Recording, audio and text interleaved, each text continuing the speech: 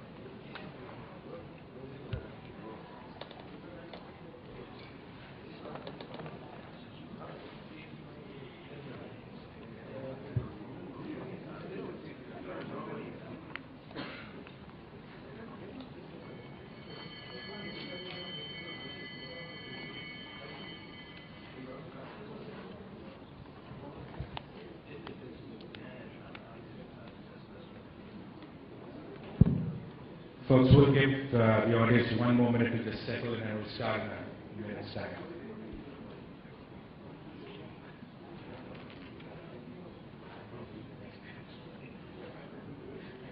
So we'll get a lot of Q&A opportunities. That's a good part of being small. So let's.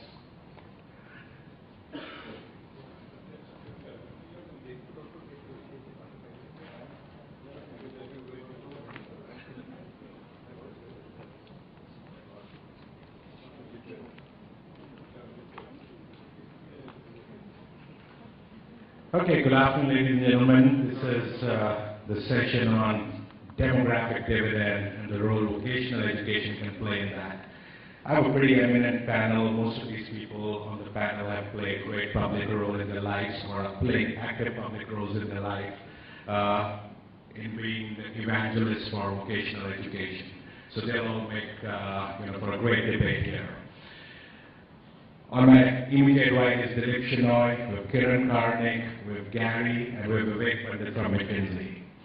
And let me just quickly set the contextual background for this session, and then we're going to get some early remarks from the panelists, and after a couple of round of questions here, we'll open it up to the audience and have a dialogue with you.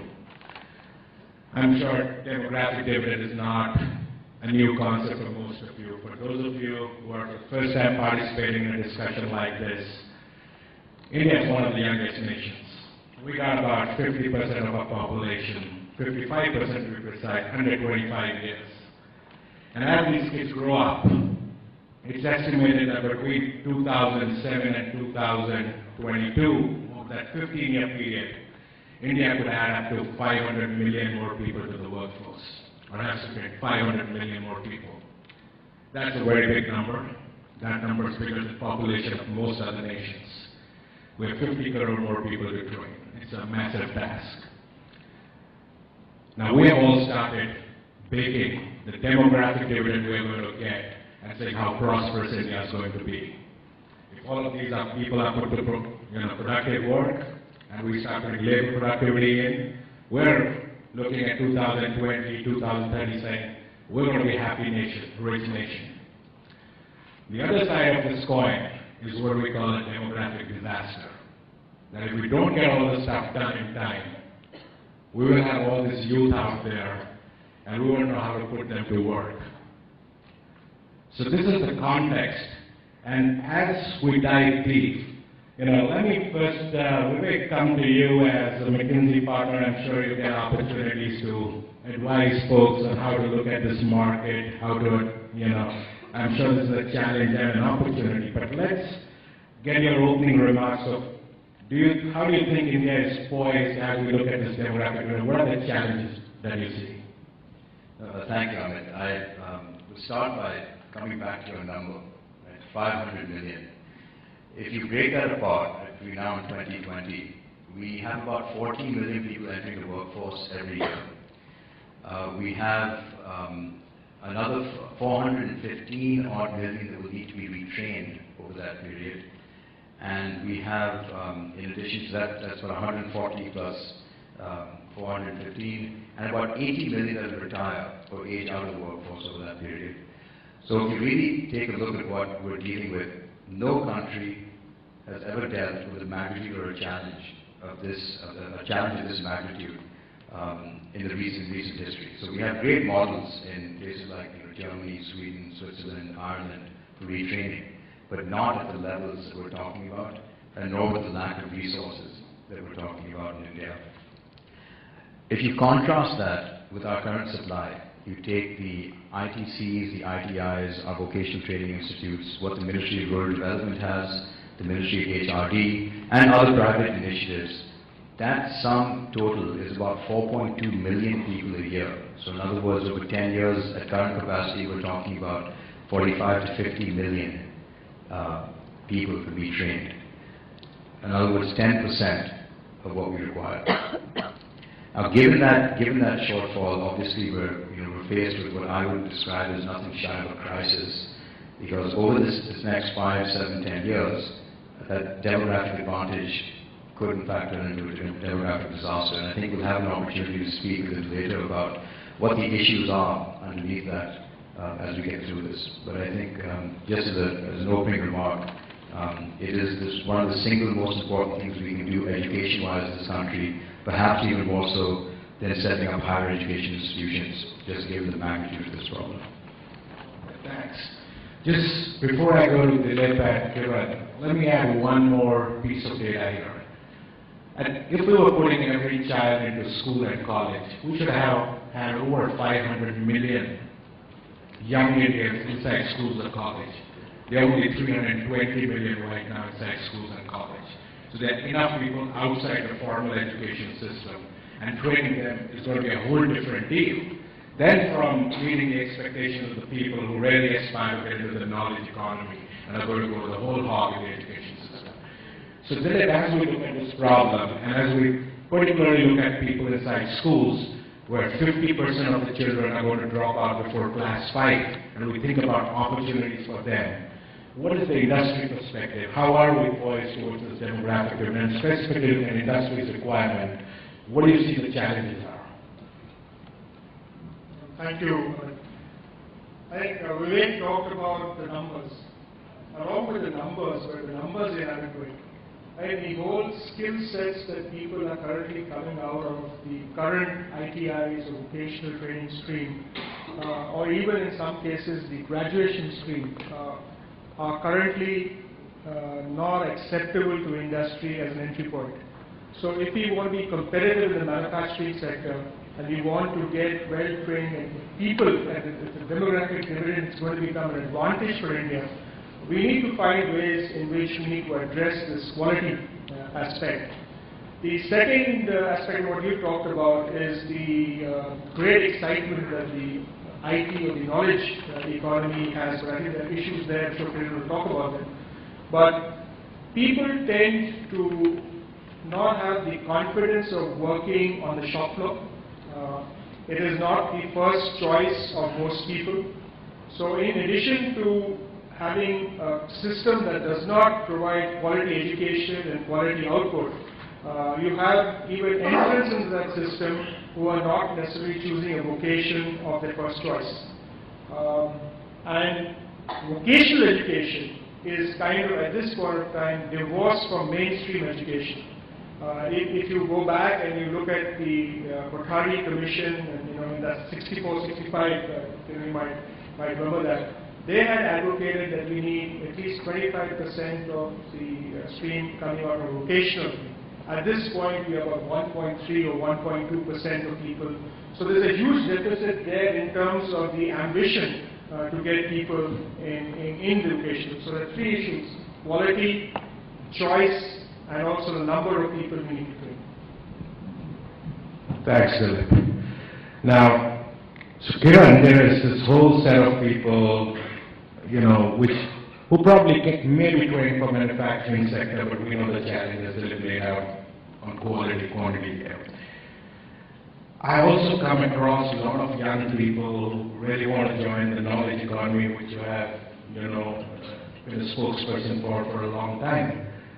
And I can tell you both from my own firm's experience, and as I go around the country, and we've done work in 40 states, only 1.6% of the people we have met coming out of graduate school, were really kind of candidates organized sector and services is ready to take. Now, this number of employability has been doubted at 20 or 25%. I can tell you the ratio for Wipro is 3% only from Met to Select. So I think as I come to you, I wanted to a little bit outline what's been your inside-out view of how we are poised towards this demographic dividend. Is it really out there reachable? Thanks, Amit. I think you've defined the problem as far as large parts of the high technology industry goes, that people, even the graduates, which is just a very small number, just about 10 or 11% of the age cohort which should be going to university go to universities. 8% don't even go to university. But even those that do, which is presumably a process of self-selection, of course economics too, of those, as you rightly said, the number who are truly employable today in industries like IT is extremely small. Yes, companies like Wipro maybe do it because they select the best, but across the board, not more than 25% of engineering graduates, and keep in mind that engineers today are the creme de la creme of India, difficult to get into engineering and then to get out of engineering and pass out the degree. Even there, you have a serious problem. But I want to spend a moment just stepping back, because I think when you talk of vocational education, I don't want to really speak of engineering graduates. I want to look down the education chain, you might say, and as you rightly point out, the critical factor there is the very high dropout rates that we have. And the factors that Lil pointed out, the quantity, I wouldn't say quality, I know what you mean, I think quality is visible, but even the relevance of the skills that are being taught. If you go to any of the ITIs today, you'll find that they're talking about automobile engineering. I should say this, to tell you this, about engines that have been phased out 10 years ago. They don't know a thing about the cars. So it's completely irrelevant curriculum, unemployable industry. And the new trades that are coming up, very, very few places that really need coaching. Maintenance of electronic equipment. It's proliferating. You could get 500 million mobiles in this country. And how many people are trained to fix mobiles? Something in India, the rest of the world can afford to just fix a mobile, doesn't work for it, buy a new one. We don't do that. The great thing is how we recycle, reuse. And it's great for, the carbon footprint if nothing else. But there's nobody being trained there. There are very, very few training courses that look at what you can do in terms of good training which is certified. I have some thoughts on how we might look at masterword solutions of these problems, only towards. But I will come to those later. I just want to say the problem is very serious across the board. It's not just as if our universities are not good enough, but even the training institutions that exist, which are grossly inadequate in terms of capacity, are just turning out people, even when they give them certificates, who are not very useful. And a whole host of things that have come up. Infrastructure industry, construction. You know good ways of certifying people. Where they are, they're very few and far between. Plumbers, electricians, drivers. A whole host of services you can think of where you need people to be providing support services to the growth of the economy. You don't have the right kind of training and the right kind of people there. Right. Thanks, Kiran. And that, ladies and gentlemen, is a little bit of the context around the problem we are going to tackle. And before we get to the solutions, let's get an interesting case study from Israel and try and get the Israel experience. But just to give you a flavor of what these international comparisons look like, when I looked at some reports, India trains only 5% of its people in vocational education. Even a small country like Botswana or even Mexico have 20-30% people trained in vocational education. Developed economies in the West train 60 to 80% of their young people in vocational education. So we are talking single-digit people, people getting trained in vocational education. And I think in that one, I want to get a little bit of an international example. So Gary, what's your experience? So, shalom, and thanks for having me. Let me preface my comments, which may be more than 5 minutes, with 2 caveats. The first is, I'm no expert in India, and I'm not an expert in vocational training or policy issues. Because I'm Israeli, that won't stop me or any Israeli from expressing views. We have opinions about everything, even though we don't know about everything. The second caveat is I represent and work for an elite research university. In my country, vocational training is the domain of colleges, so my perspective is colored by where I come from. I should start out by saying that your numbers for someone who's in a country of 7 million is staggering, and good luck, I'm not sure how you're going to do it. And I think that's maybe the third caveat with my input. I come from a country with a different scale, and I think my comments have a limited impact from that point of view. I think the answer to the question this panel has to address can be answered in a very Jewish way. The answer would be maybe and yes, but. Yes, you need to invest in vocational training, but I think the big challenge and the mistake we made in Israel was to do so at the expense of elite research universities. And I think you need a knowledge economy in order to actually provide jobs for people in vocational training. Perhaps a bit of a background on higher education in Israel. I think Jewish people and the leadership of Israel have always invested in education, and many of you may not know this, but 3 of our elite universities were created prior to the state. So our elites really understood from the beginning the need for research universities. And in my country, research universities are really at the heart of the ecosystem of innovation and sort of the knowledge economy. My university, which is the largest, runs 3,500 research projects a year. We produce a lot of IP, which we're very adept at commercializing. The Vitamin Institute raises over $100 million a year from IP they commercialize. Hebrew University does about 50. We do a lot less, but we have a very significant pipeline. We, for example, have 5 Alzheimer's-related drugs in phase 2 and 3 of FDA approval. So universities really, I believe, are quite seminal to a lot of innovation, and I believe that Israel has a lot of technologies that people in India like. I suspect we could offer you solutions for many of the challenges you face. And I would add that the strategic advantage we have, given in our neighborhood and given the tough neighborhood we live in, to a large extent economically and militarily, comes from our research universities. Sadly, that's not the case, and this is where the link to the vocational training issue comes in. About 20 years ago, our political elites, who had a right-wing political, anti-elitist, anti-university agenda, did 2 things. One was to start shifting resources into vocational training, which was understandable because universities could only train so many people, and we wanted to move out of agriculture into other areas of manufacturing. And in addition to letting private colleges come in, they also cut funding for research, basic research in universities.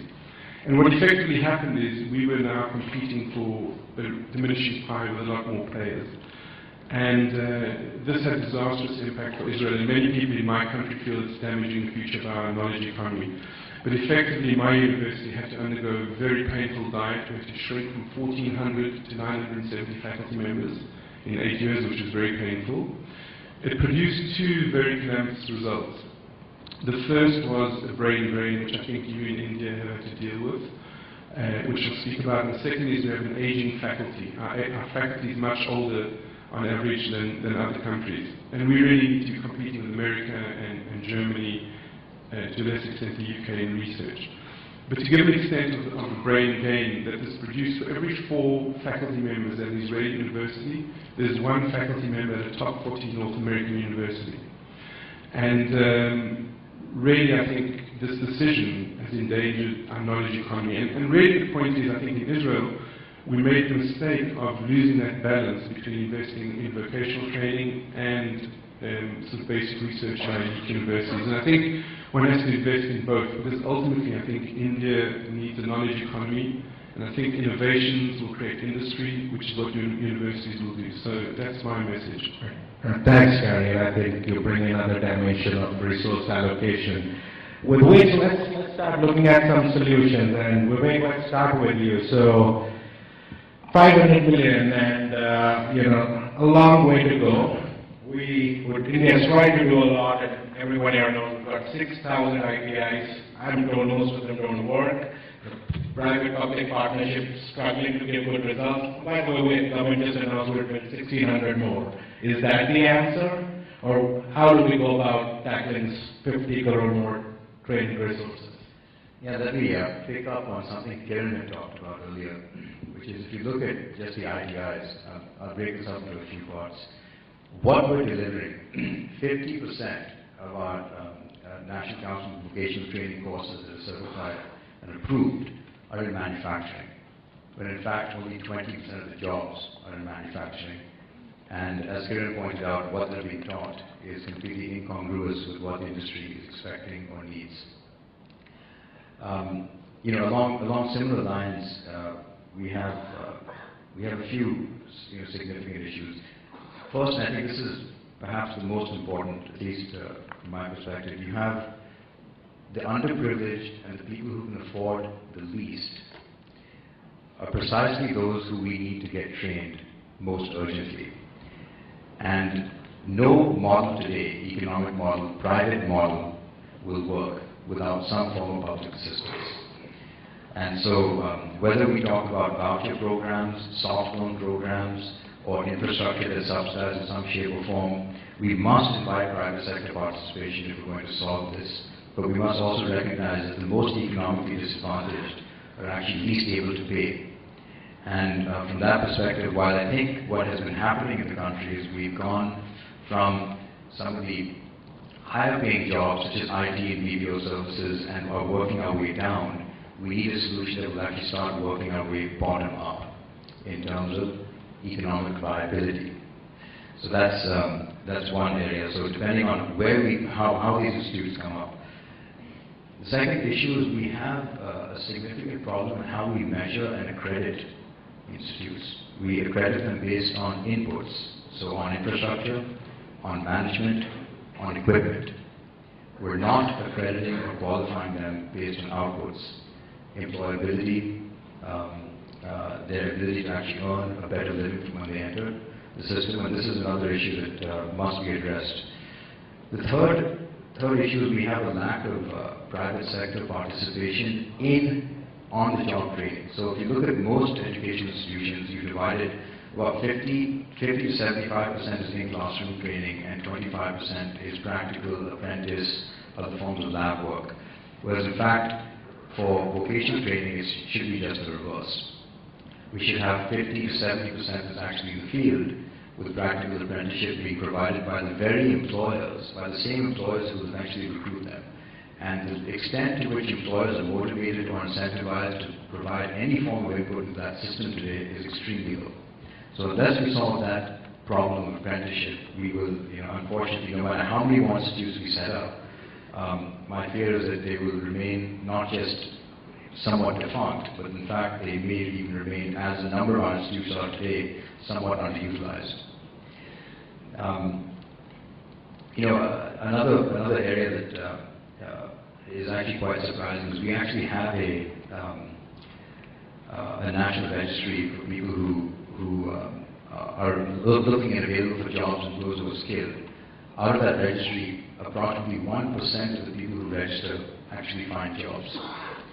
And if you talk to people in industry, there's a complete shortage of people that they're trying to hire. So one of the solutions that we should be looking at is creating a labor market information exchange, something that creates transparency around who's available by skill category. And while some of these things may sound fanciful, the fact is basic information on who's available, what their skill sets are, and who is actually offering jobs is simply not getting the market efficiently enough. Let me stop there because I know there's probably lots of other comments. Great. No, thanks, Vivek. So, Dilip, you heard what Vivek had to say. I think he's made a big case for private sector participation in training. And although he also mentioned that you can't do anything without public participation. Now, where do you think the solution set lies? And specifically because industry does end up employing a lot of those people who don't want to complete school. It would be great for me to learn and sort of, is there really a skills culture in the country? Do young people grow up and really aspire, I want to be on the assembly line, or do we plant? Are we really, do we have a culture where we'll be able to excite enough people to come join your workforce? Thanks, Amit. Can I take the liberty of addressing this in three different parts? First, answer your question. Second, I'd also like to share, building on what Vivek has said, what the National Skills Development Corporation is doing, because if I don't do that, I won't be serving my role being here, because I also am on the board of NSCC. And third, I'll just share what we in the automotive industry are trying to do, so I'll set the solutions to this. First, the problem you rightly pointed out is that at least the people who get into ITIs don't seem to believe that there is a definite pride or some kind of status in society to be there. They're already, when they're entering, they believe that they are from out of the mainstream. So the first challenge is mainstreaming vocational content. And if I could take the example of Germany, I don't know how many of you know, but the CEO of Deutsche Telekom, the CEO of Deutsche Bank, or the CEO of Bayer, and even the CEO of Daimler, three of them had no other qualification other than their vocational. One was a costing thing, one was an electrician, and the other one was from the other side. So they actually, two of them went on to do other degrees afterwards, but two of them actually were from the vocational stream and could lead international organizations. So that opportunity should be made available, or should be available to people in India, and then people will see the value of that. So I think that's the mainstreaming. Let me also then say that there are two options. If you look at addressing the challenge of improving the skills level, improving the type of people that come in, there are two ways to do it. One is the traditional push model, where you try and push people into vocational or push people into school, let's say, and you have high dropout rates because the people whom you're trying to push are not really pulled into the system. The other is the pull system, and if I can just give you an example, to become a chartered accountant, it's not a push system, it's a pull system. They have an exam, and would that make a difference? So we experimented. Maruti has taken an ITI in Haryana and decided we'll conduct an entrance exam into an ITI. It was unheard of. So they conducted an entrance exam into the ITI. Suddenly there was a huge lot of interest to get into the ITI. The second thing what they did was they controlled and they trained the teachers. See, currently it's very easy to become an ITI teacher. You complete an ITI course, that means 10th pass, you do 9 months of training and you teach in the same ITI. So they said, how can we improve the skill level of the people who are teaching there? And third, addressing specific clearance point, they found out that some people will be trained to become engine mechanics without actually working on an engine or working on an ambassador engine, which is like outdated. So can industry actually contribute? I faced the same problem when I went to speak in the second best automotive engineering college in Madhya Pradesh. They were teaching their kids on a Fiat engine. The vehicle does not exist any longer. So I think industry also can play a huge role. And then the benchmark for such institutions is the Toyota Training Center in Bangalore, where you have one engine for every 4 trainees. So there are solutions that we need to take it up. And the pull method was, okay, if you can't control the input, can you then control the output? That's like saying if you pass the chartered accountant's exam, you will become a chartered accountant. So there are a lot of private initiatives that come up in teaching people on how to get the skills to be able to pass that exam, and they do it on a profitable basis. So I think the solution that we are seeing is, first we need to get it right. Second, you need to be professional about it. You need to be sure that the people who teach are professional, they have the incentive to be professional, that the training curriculum and the methodology is professional. The third aspect in this is that there needs to be progression, which is not there currently. So if you start as a mechanic at the basic grade, you can't go out and learn a skill and become a mechanic second grade or third grade. There are many examples world over where you have different levels of people. So if you involve a kind of a progression in this, you can actually see that happen. And then it has to be done at a profitable basis. It can be done. And let me now turn to the NSDC and the National Skills Development Corporation. It's really, although it's a government initiative, it is basically private sector driven. It is trying to create the labor management information system that Vivek talked about. In fact, the blueprint, Vivek, as you know, has been developed by a consulting company. I believe propriety doesn't allow us to name the consulting company, but it's sitting on this panel. And there we are thinking of actually funding by means of referring to that and saying, hey, this is a skills gap analysis. We are teaching these. They seem to be teaching something which industry does not want. So that we have had now quite a lot of proposals for developing this. The other thing that NSDC proposes to do is to set up sector skills councils, which would help set the standard, develop curriculum, do assessment and certification programs. Something what you've done in the NASCOM for that. So there you've done the institute, but this would really do it for accredit other institutes around. And we've learned a lot from NASCOM. In fact, at the SIM annual convention, it was Nandan Nilekani who actually made this proposal. And that brings me to what SIM is doing. We hope to become the first sector skills council in the automotive industry. The problem that we are facing is that the skills are available in many cases, but the skills are not required. So everybody in the interior of India is wanting to come to New Delhi, or in fact a lot of people don't want to come to New Delhi North because it's different, but they want to go to the central India, other parts.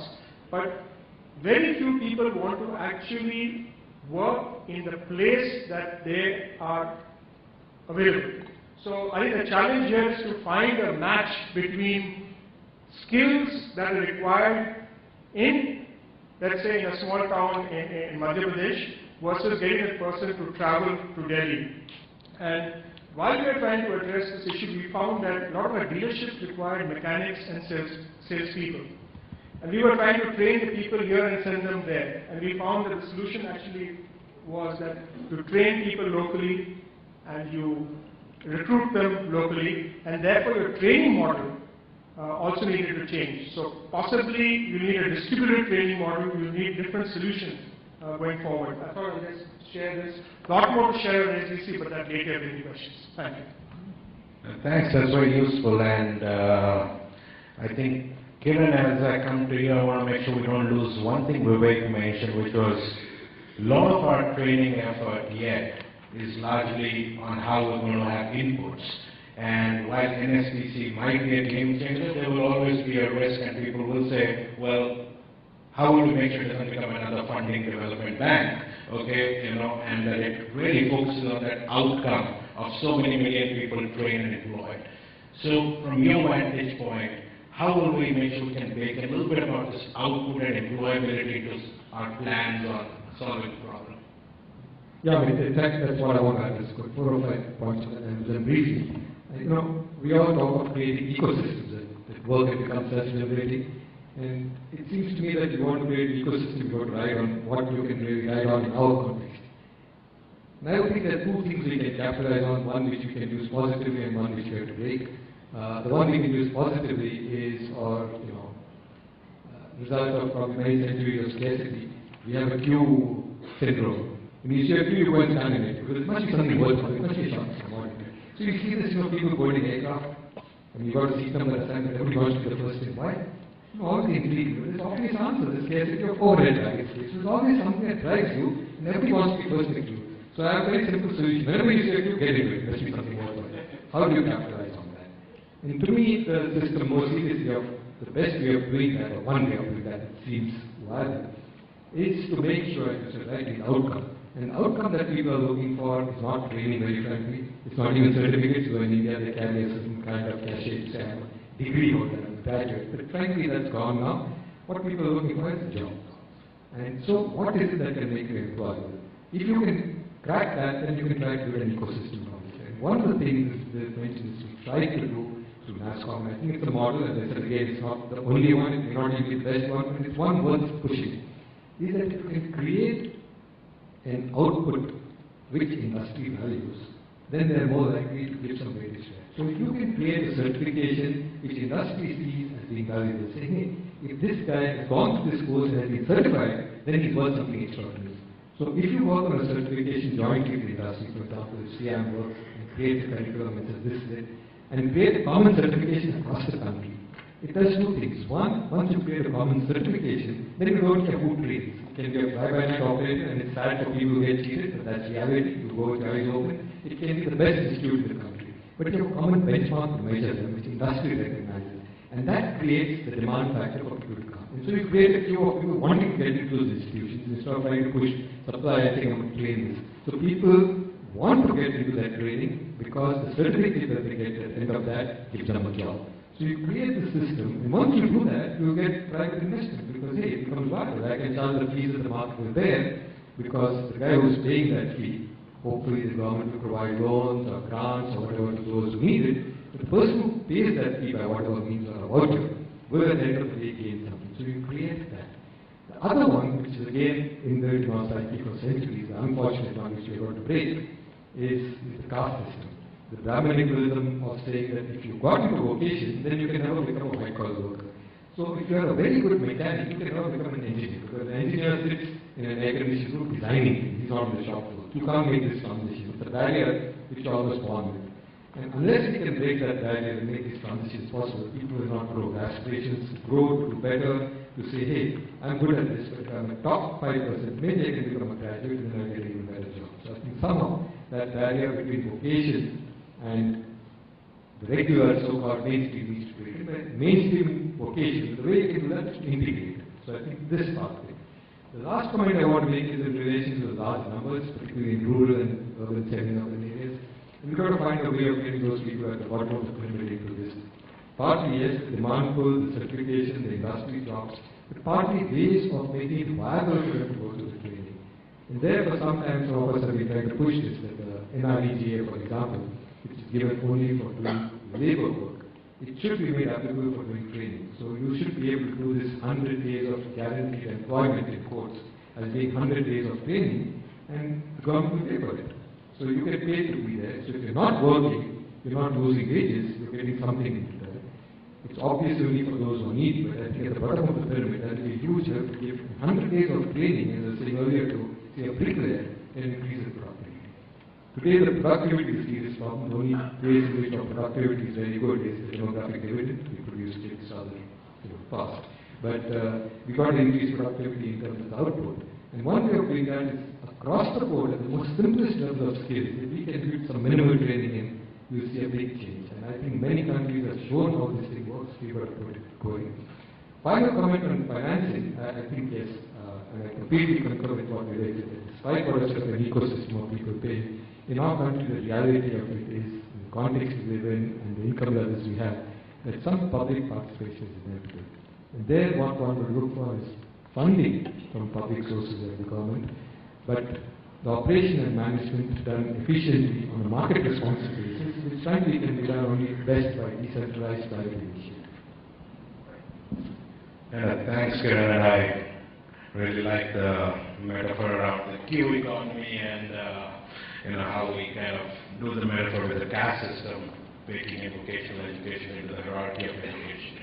Gary, you have some ideas for us? You know how to tackle 500 million? No, and thank God it's not my problem. No, I just obviously have a very elitist take, and I think the Israeli perspective is very much driven in elites and sort of creating a knowledge economy. But we inundate with delegations from all countries in the world coming to Israel with a startup nation. So we have these missions from Singapore and Korea, and their governments throw millions of dollars. It's almost scary to see. And they all say to us, how do we innovate? How do we become entrepreneurs? So one ingredient, which I think is genetic one, is chutzpah. It's the Yiddish word for audacity. But and I think that Indians have chutzpah as well. And if I look sort of towards Asia and sort of the emerging global world, I think there's one economy in one country and society that can produce a knowledge economy. And again, I'm not going to resolve the problems for 500 million. It's India. And I really believe that the state, I know it's maybe less popularly here these days, I do believe, given the global crisis, the state does have a very important role to play. In our country, the state was seminal in creating a venture capital industry through an initiative called Yozma, where basically matched money from foreign VC investment. The government was also very supportive in giving tax breaks. I do believe the state has a major responsibility to play in your country, both in terms of vocational training and investing in your elite universities. So that's my perspective. Well, please get ready with your questions, but before we break it to the audience, I have just one final question for the three of you. And, I didn't hear anyone talk about how big an entrepreneurial opportunity this whole thing is. Yes, it's a challenge, and, but I'm sure in this next 10, 15 years, great companies will get created, great entrepreneurs have opportunities. So, Vivek, as you look at this, and I'm sure, there are large business houses who are looking to how can we leverage this opportunity. Can you talk a little bit about what this opportunity would look like? What are the opportunities if there are entrepreneurs here they can look at? And specifically, do you think, 10, 12 years from now, we will successfully get through this? Because I think I want to see what will this future look like We can start with a quick one, and then we'll open it to the audience. So, it's an interesting question. Let me draw a parallel. We were talking earlier about outcomes. You know, in 10 years' time, I would be surprised if there weren't at least 3 or 4 publicly listed, very large entities whose primary focus was vocational training, and whose shareholders were very, very happy. So let me just give you a sense. You know, obviously we've had a chance to run the numbers, and if you look at you know, the upper end of vocational training, where people can be fee paying to the tune of 5,000-7,000 rupees a month. That's a pretty hefty fee for a lot of the people we need to have trained. But the returns on those businesses are approximately a 10% return on equity. Okay. We've actually now looked at the ability to return 20 to 25% return on equity for some of the least privileged people. So in other words, this is a business that doesn't just do good, it does very well. Some of that is predicated on soft loans, which would be either directly provided to the institutes. I think a number of us believe that the voucher programs, which are actually directly provided to the beneficiary of the training, might also be an interesting way to deploy funds. Clearly, infrastructure is a very high cost, but the fact is we have what's it now, 1,300, almost 1,400 ITIs, and with the plan to build another 1,600 odd, I think there isn't, in a sense, there isn't a shortage of interest in building more. The question is whether there's some of that money should be spent in a way to make it economically viable for those who provide it. And so, in a short sense, I do believe it's a largely entrepreneurial opportunity. Yeah, I want to carry that note of optimism.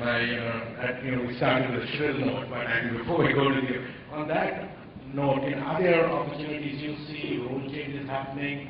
I know the James industry just got NSDC to, loan them something to build a small training institute. Are there things we want to see happen in this space? Yeah, I just want to add another number to what Vivek said. The industry size of this in another 8 years could be something like 50,000 crores. So this is the amount of money that the turnover of this industry, and the mandate, what we're trying to do is to actually make it, build hundreds and thousands of. You can't do 500 million with a few, but it's an opportunity for hundreds and thousands of both social and actually commercial entrepreneurs to enter into the space. There are already examples of companies that are doing them, and the earliest one was actually NIIT. And that's a listed company, and you can actually, there are many examples that are doing it. Just to add that NSDC itself has a corpus of 1,000 crores currently to lend and to leverage. And the idea is to take this corpus to the number that I mentioned, 15,000 crores, and leverage another number to make that go forward. So it's a huge opportunity, and it's yours for the asking. We have a final word from you. Yeah, I think it's a huge opportunity. I think about that, I think it's recognized because when I speak to young entrepreneurs, young in age, sometimes young in thinking in terms of being new thoughts, the kind of things. I would say half of them are already looking at education initiatives, mainly in the university sector for one reason or another, but more and more we're going to look at vocational education. We have great models. Just gave an excellent example, NIIT, that's vocational training, frankly. You have another bottom of the pyramid kind of example, something like Arvind High Hospital, which is another example of really capitalizing on volume. And of course, you have sachets and mobile phones. You have hundreds of examples now in India where you can do this. And this is going to be the big new thing. Yes, there will be support required for those who are disadvantaged, but that will come from the government. And I think there's a great opportunity waiting here to be tapped and exploited fully. There is also a big training opportunity, which is partly vocational. In industries like IT, the IT industry spends, hundreds, a few thousand crores a year on training its people. Some of that needs to be done in company, in service, but a large part of it is outsourced, and even more can be outsourced. So there are opportunities there which are just waiting to be tapped into, and people are just waiting to get there. But yeah, you're right, there's huge optimism in terms of what can happen, and that will trigger, I think, more and more supply. I hope it does. So, 1 hour 15 minutes, you got a chance to understand the whole issues around demographic dividends in vocational education. I know you had to compete. We were competing with the India-China session, which always is interesting. We were competing where you could have seen what young leaders bring to the debate. We chose vocational education. Thanks very much. I think the panel did a great job here, so please give them a round of applause for their work. Thank you all. Thank you, Dilip, Kiran, Gary, Vivek for coming here. I think we're back on time. Thank you all, and we'll see you again next year.